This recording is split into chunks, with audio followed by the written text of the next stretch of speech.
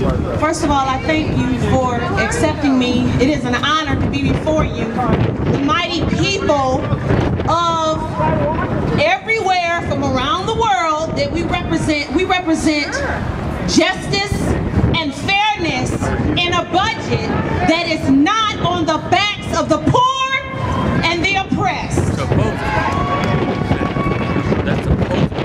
I am a mother of 3 children. I was raised on government assistance. I went through the public system. I went back and got my BA and I'm working on my MA. Okay? The public schools work if we have teachers that want to work. And I have a wonderful memory of a wonderful teacher that actually helped me begin my journey of learning because she made me. It wasn't a choice. She made me learn. She made me take my time and work my math, my English, and everything else that I needed to do in order to learn to how to walk, how to talk right, how to respect people of all cultures and of all ethnicities. Somehow we find ourselves in a different conundrum.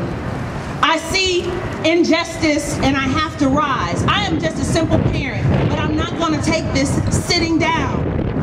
And you shouldn't either. I am outraged by the way we are treated. I am outraged by the lies that we are told.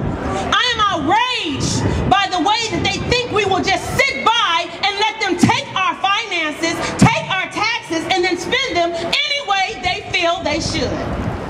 Not so. I am a mother. I know how to balance a budget on a welfare check. I know how to balance a budget. I know how to make sure that my children eat. Our children are in dire needs and in dire straits right now. We cannot cut education. We cannot cut education. We are dealing with a global economy now. If we cut education, we are cutting the lives of our children. This should not be so. This should not even be on the table. But what do? We allow loopholes for the rich to continue to stay rich. Enough. We've had enough.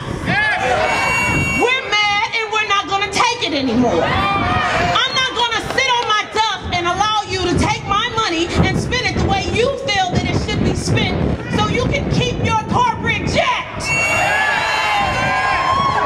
I want a jet too. I want a jet to take my child around the corner to the school. How about that? I like a jet to go do my grocery shopping. It's unfair and it's unjust. And the parents of Ohio are saying enough is enough. We are not going to stand by and allow you to pillage and plunder our children anymore.